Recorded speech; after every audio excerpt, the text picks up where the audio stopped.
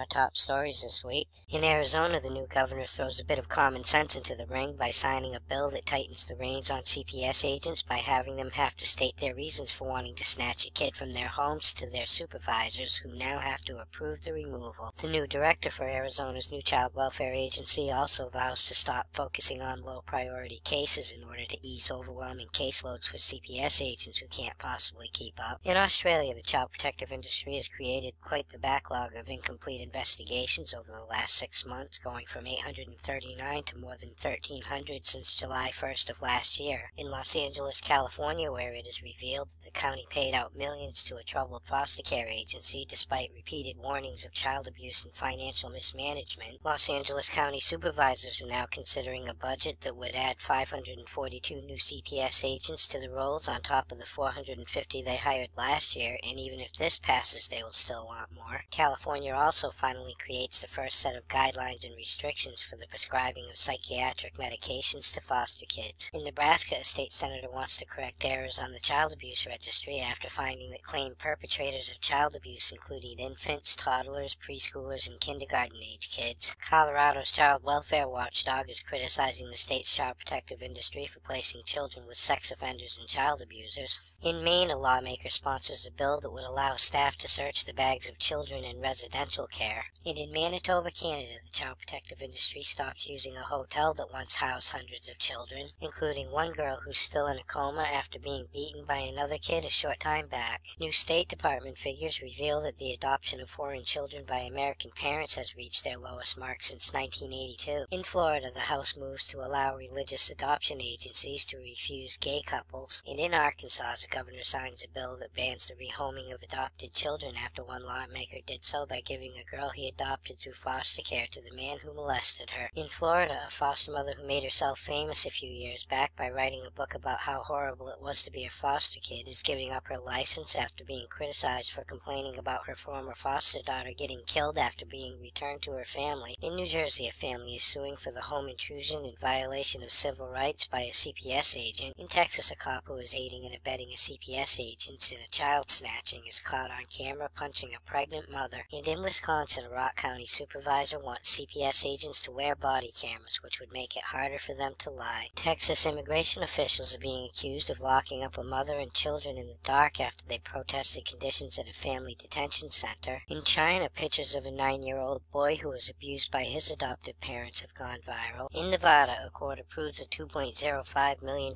settlement for kids who were injured while in foster care. And in North Carolina, the foster mother/CPS supervisor with the nasty mustache who handcuffed a kid to a porch last year with a dead chicken around his neck is released from jail. In Idaho, a woman is accused of having sex with her adopted son. In Oklahoma, a former foster father is accused of sexually abusing a child in his care. In Colorado, a foster mother who killed an 11-month-old baby waives her preliminary hearing. And finally, tonight, in British Columbia, Canada, a former CPS agent sets herself on fire and dies in a pagan ritual that went horribly wrong. For these stories and all the latest dirt on the child protective industry, visit www.legallykidnapped.com. And until next week, this is Baby LK, over and out.